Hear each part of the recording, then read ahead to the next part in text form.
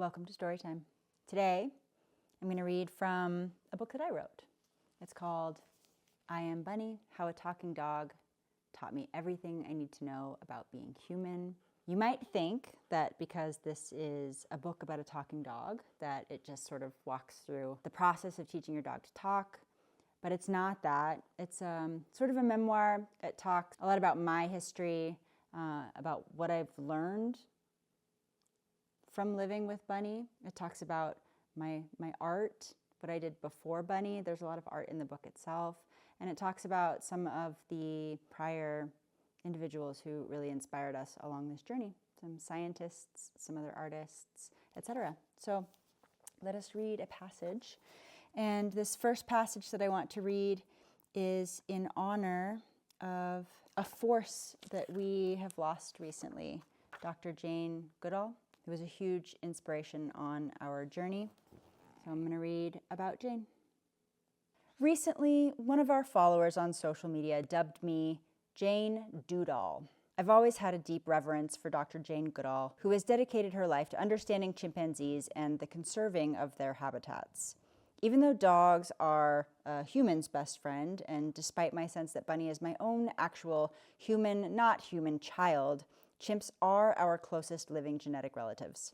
From an early age, Jane was obsessed with animals and even had a stuffed chimpanzee that went everywhere she did. As a young woman, she wanted to attend university but couldn't afford it. But in 1957, she got an even better opportunity, traveling to Kenya to stay on a family friend's farm. There, she met Dr. Louis S.B. Leakey, who jump-started her scientific career. Dr. Leakey saw so much potential in Jane that he secured funding for her to study chimpanzees in the wild. She made her way by boat to the Gombe Stream Game Reserve, where she methodically earned the chimps' trust and began her now famous work. About this work, Jane would later say, "I wanted to learn things that no one else knew, uncover secrets through patient observation. I wanted to come as close to talking to animals as I could." Jane gave names to the chimps she began to encounter regularly, much to the chagrin of senior scientists who believed that they should be numbered and not named. These scientists were resistant to the idea that chimpanzees could have personalities and emotions. Insert eye roll. As Dr. Goodall said, you can't share your life in a meaningful way with a dog, a cat, a rabbit, and so on, and not know the professors were wrong.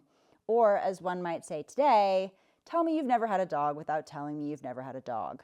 David Greybeard was one of the chimps that first allowed Jane to observe him. An older and high-ranking male, his acceptance of Jane meant that others in the group also became more comfortable with her presence. On November 4, 1961, it was David who Jane first observed making and using a tool to collect termites. He'd pluck a thin branch from a tree, strip the leaves, and insert it into a termite mound, pulling it out covered in termites, which he'd then eat.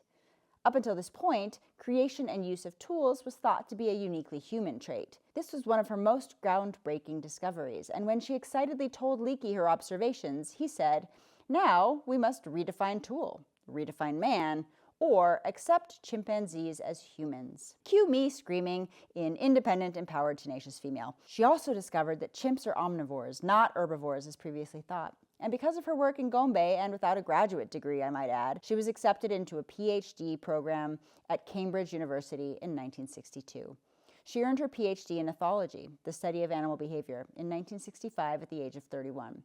She continued her work in Gombe for the next 20 years, and with the help of National Geographic, who became a sponsor, she wrote and published her first book, My Friends, the Wild Chimpanzees. It was aimed at the general public and enraged her scientific peers.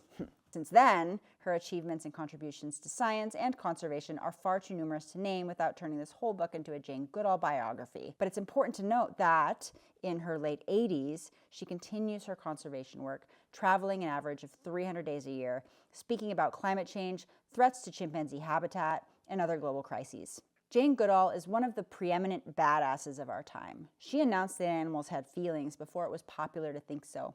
Particularly inspiring to me, however, is her unyielding passion and belief in her own convictions in the face of so much criticism. She was once told that she couldn't follow her dreams because she was just a girl. I relate to this. Nothing motivates me more than someone telling me I can't do something.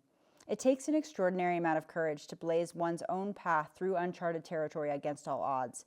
But that's what she's done and continues to do. Not only is Dr. Goodall showing the world that we can learn more about humans by observing primates, but also how we can become better humans by appreciating their complexities. And she does it with grace and intelligence, creating her own roadmap every step of the way. This is you too. This you looking out a window. Yeah. All right. We're going to read chapter 10. It's called Tell Me How You Really Feel. Let's talk about feelings, shall we? When someone says that to me, I'm either in therapy or running in the opposite direction. So if you're still here, you get a cookie. Gregory Berns, a neuroscientist at Emory, trained dogs to lie still within an MRI scanner and mapped their brains. And guess what? Dogs and humans share all the same brain bits that produce emotions.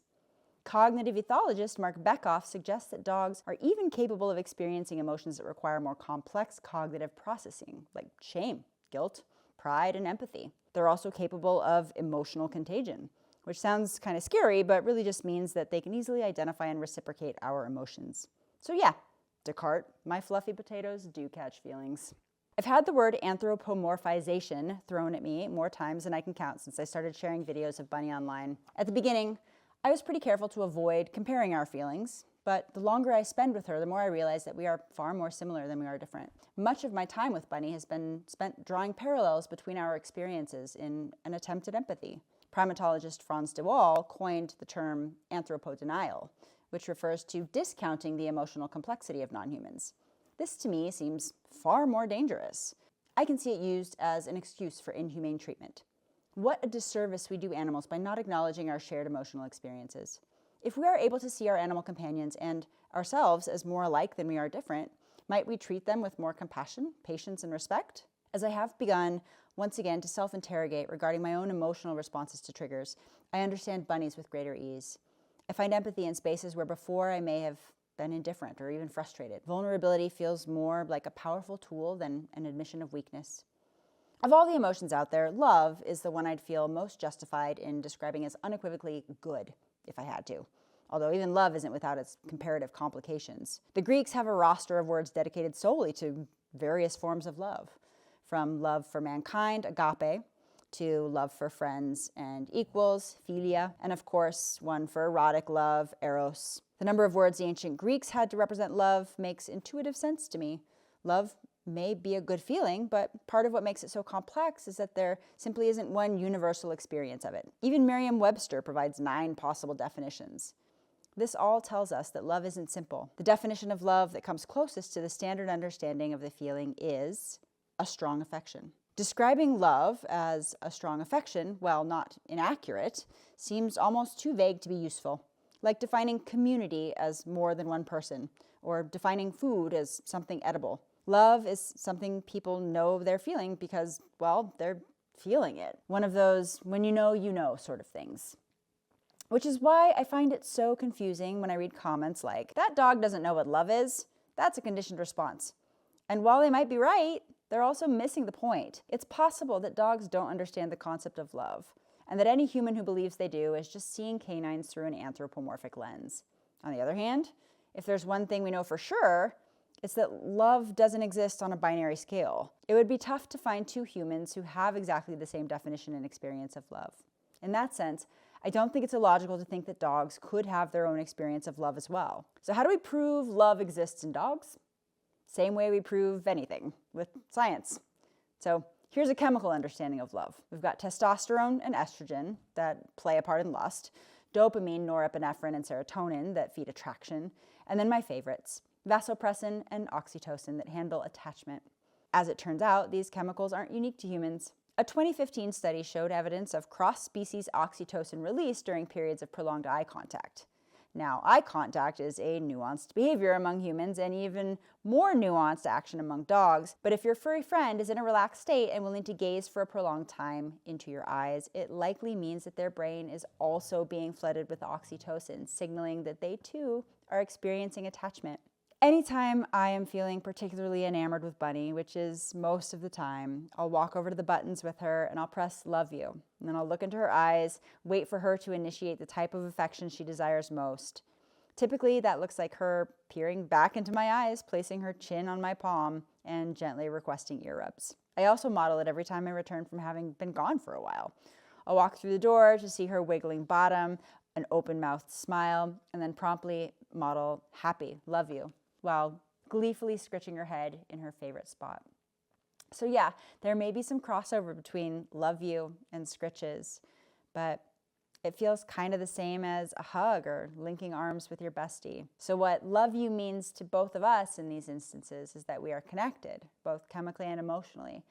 And what it says about love in general is that it's not just a word or a feeling, but an active effort at connection built on trust. And that is the best definition of love that I've been able to come up with. Hearing those words from Bunny is confirmation that I've tried my best, that I'm good enough, which is why, of all the word combinations Bunny has uttered, love you, Mom, gets me the most. Subscribe.